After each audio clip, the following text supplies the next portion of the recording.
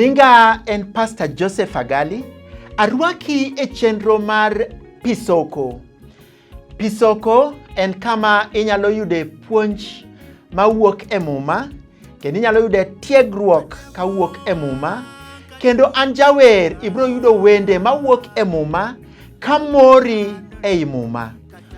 Mora gi muma, puonja muma, kendo tiega gi muma. Arwako.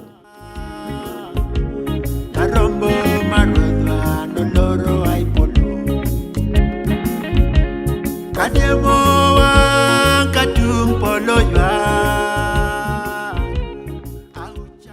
Kawuono wadwaro nwa puonjre wach kawuok kuom Injili mar Luka 1 kare 30 nyaka 34. Wadwa puonjre wach Nyasaye e wach nyako moro mane Nyasaye obiro ma oneno ka kendo Nyasaye ne noseyude, Nyasaye nogwedho ngimane. Asomo muma. Muma wacho kama: Malaika nowachone niya, kik ibed maluor, Maria, nikech Nyasaye osetimo ni ng'wono. Ibiro mako ich kendo ninyuol nyathi mawuoyi. Inichak nyinge ni Yesu. Tiende ni en obed gi duong' moloyo kendo niluonge nikech ni wuod Nyasaye maduong' moloyo. Ruoth Nyasaye nokete ruoth kar Daudi kwar mare, mi enobed ruoth nyikwa Yakobo nyaka chieng', kendo lochne ok norum. To Maria nopenjo niya, ere kaka mano nyalo timore, to kapodi an nyako masilili kama. Wadwaro puonjre kawuono Nyasaye mabiro kuom nyako, to Nyasaye miyo nyako wach mamiyo obedo kod geno. Nitie gik madwaro nwa puonjre piyo piyo kuom ngima mar Maria. Nyasaye nobiro ire e kido mar malaika, ba Nyasaye wuoyo kode mo onyise information ma very powerful. Gima Maria ne nyalo penjo en ni, be mano nyalo timre nade? To bang'e wacho ni otimre na mana kaka Nyasaye osepango mondo otimre na. Adwaro wuoyo kuom Nyasaye mabiro e ngima dhano seche ma dhano orumo, seche ma dhano neno ni gik moko ok nyalre. Nyasaye nobiro e ngima Maria, nyako matin, mopenjore ni mano to nyalo timre nade. Nong'eyo ni onyalo kale mang'eny, to nong'eyo ni Nyasaye biro rite kendo Nyasaye biro bedo kode. Nong'eyo ni ji biro wuoyo marach, nong'eyo ni ji biro wacho weche maricho kuome, lakini nong'eyo ni Nyasaye osetimo ne ng'wono. Awuoyo kuom Nyasaye matimo ng'wono kuom jogo magineno ni ngimagi ok nyal. Maria nowacho ni Maria, an nyako makia kata kama ae kata kama dhi, isetimo na ng'wono. Mane omiyo kano wuo kanyo bodhi oneno olimo wai mare Elizabeth. Muma wacho ni kane gimosore to nyithino notugo e ithgi nikech nene gin nyithino mo onyuol kod teko mar Roho Maler. Mano nyiso ni they started praising God. Mano, we can praise God in the midst of any trouble or any disaster we are passing through.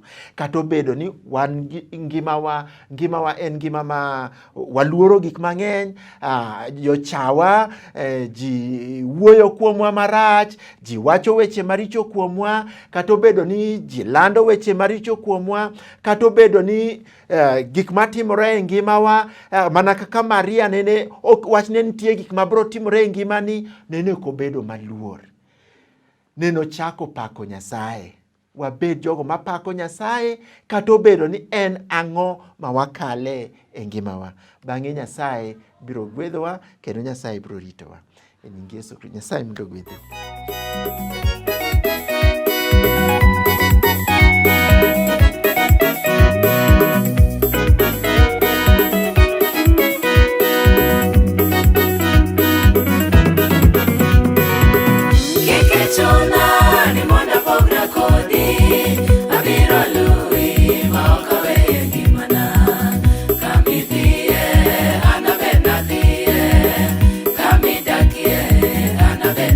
Yeah.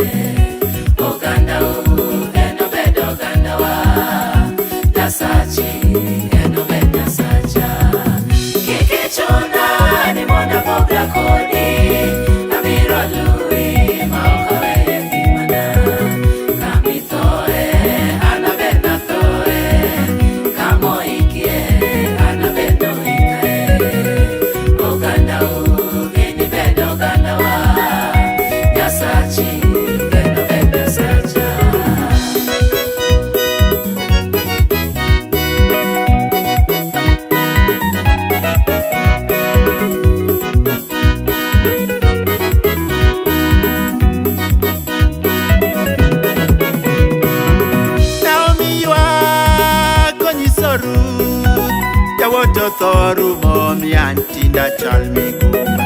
Omiyo konyiso Ruth, manuna tindo Orumo mian tinda chal kayu. Omiyo konyiso Ruth, yawuot otho Orumo mian tinda chal migumba.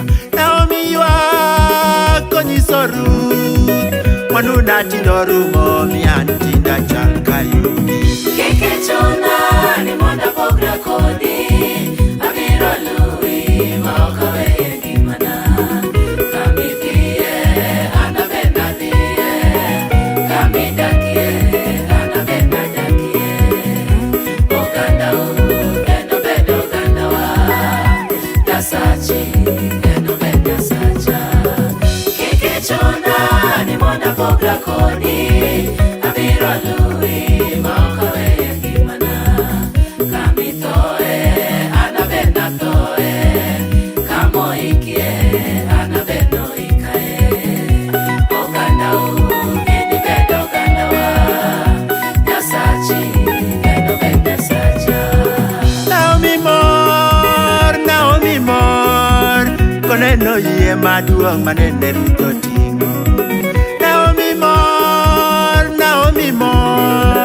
koneno geno maduong' manene Ruth oting'o.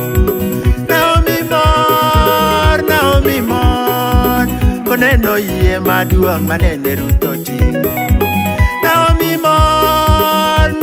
mor, koneno got maduong' manene Ruth oting'o. Keke chona ni monda pogra kodi,